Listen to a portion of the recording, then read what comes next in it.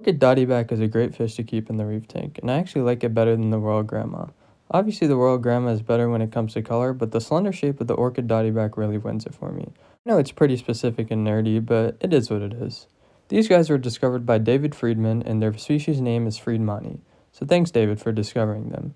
They can also be mistaken for the purple or strawberry dottyback, which can be a lot more aggressive, which is no bueno. So make sure to get the fish with the Nike check mark instead of the off-brand version. So to review, get this and not this. Another note about this fish that I found in my research prior to buying it is that it's on the docile side of dottybacks, and you have the best chance of avoiding a tank tear with this dottyback. So this is a rare case where the better looking fish is less aggressive. Interesting. Fish can also be captive bred, so if you're anti-wild caught fish, this would be a perfect option for your tank. With that being said, this fish is very easy to keep and on the same hardiness level as a clownfish, especially if it's captive bred.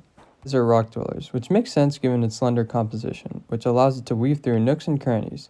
This makes it have really cool entrances when you go up to the tank, and you see the fish come out of a random hole in the rockwork. When you first add it to the tank, it'll pretty much only hang out in the rocks, but after a couple weeks to months, it'll become more outgoing. If you end up making sudden movements or put your hands in the tank, it'll be the first fish to retreat to the rockwork, and patiently wait until it thinks the coast is clear. A rock dweller can be inconvenient for the hobbyist, and it can be an issue when you're trying to catch this fish, which you might have to. Fortunately, you'll probably have to tear the whole tank down to even be able to find them. You can try trapping them, but my fish at least is very cautious. Catching them in the night wouldn't work because they sleep in the rockwork, so good luck with that. I would say that this fish is semi-aggressive. It's aggressive to other fish, especially if they come near the rockwork or also reside there like my cute little spring-eye damsel. I mean, they're cool now, but they had their back and forth when they were both introduced with each other. This fish isn't a relentless aggressor, and is only mean to fish that come near its area or vicinity when it's out. And it's pretty much peaceful, and really doesn't bother anybody. Another great thing about this fish is that it's appreciated among non-fish enthusiasts, and people who see my tanks have said that the Orchid Dottyback was their favorite.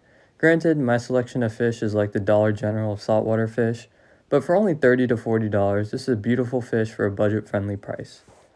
I don't really know if mine is captive bred, but mine eats standard marine pellets and mysis shrimp as a treat every once in a while. This fish is a pretty active feeder, and I don't think it would be hard to get these species on the prepared foods if it was wild caught. Since they only get about 3 inches, the minimum tank size for this fish is about 20 gallons, as long as it's with fish that can fend for themselves like clownfish. If they're with more docile fish, I'd recommend having a larger tank like 40 gallons to diffuse aggression. That's about all I have. Hopefully this gave a good introduction to the Orchid Dottyback, and I'll see you in a bit.